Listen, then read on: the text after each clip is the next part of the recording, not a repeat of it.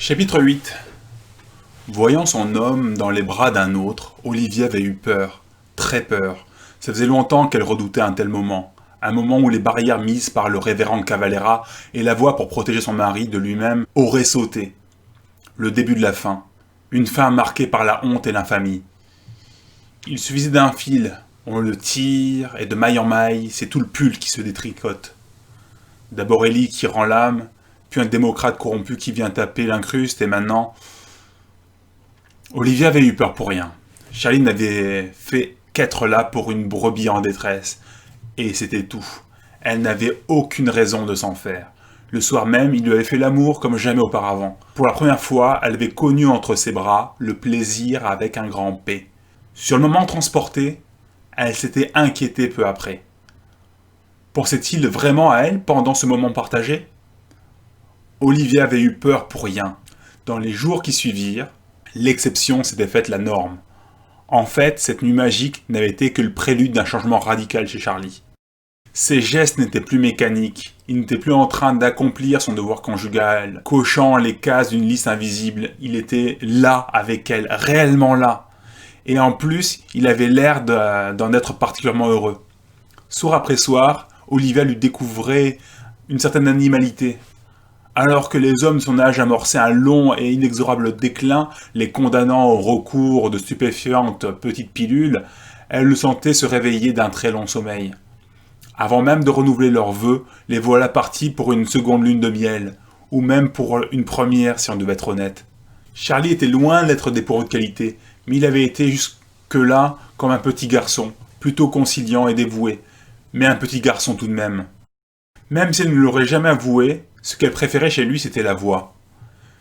Ce qu'elle disait, et la puissance de conviction qu'il apportait. Mais maintenant, avec ce changement, plus tellement. À vrai dire, à mesure qu'Olivia gagnait en maturité, il lui arrivait de trouver celle-ci un rien frustrante. Le monde changeait, Olivia, grâce à ses enfants, suivait tranquillement le mouvement, mais le Saint-Esprit restait éternel et imperturbable dans ses prises de position.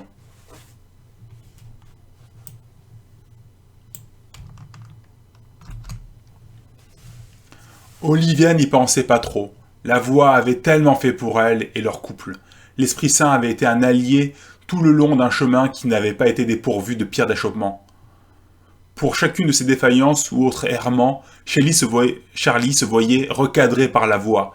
Il n'avait pas toujours été le père formidable qu'il pouvait être maintenant. En fait, au début, c'était plutôt mal parti. Il était on ne peut plus permissif et en l'absence de danger immédiat, aurait laissé les gosses faire n'importe quoi. Olivia se retrouvait à devoir faire la police pour deux. Elle l'avait pris sur elle pendant un temps, elle s'est mordu la joue pour garder son self-control, mais peu de temps après la naissance de Hunter, n'étant pas loin d'avoir un trou à la place de la joue, elle finit par houspiller son mari. Hélas, celui-ci n'avait pas plus réagi devant la confrontation directe que pendant les années d'échanges passifs-agressifs. Non content de ne pas faire son travail, il se justifiait et était presque à la traiter de mégère et de femme castratrice. Le presque était pour sa fameuse tirade « Si je ne prenais pas sur moi, je te dirais à quel point tu peux être chiante et castratrice. » Charlie n'était pas toujours très subtil. À l'époque, son explication pour son laisser-faire, c'était qu'il ne voulait pas violer leur volonté. Des mots qui étaient passés au-dessus de la tête de sa femme. Après l'article incendiaire et toutes les révélations sur l'enfance de Charlie, elle comprit mieux la paralysie mentale de son mari, tout comme ses justifications déplacées, et elle s'en voulut de ne pas avoir su lire entre les lignes. Si elle avait su, elle aurait sans doute pris sur elle, sans broncher, d'assurer le rôle des deux parents à la fois. Heureusement, pour elle comme pour les enfants,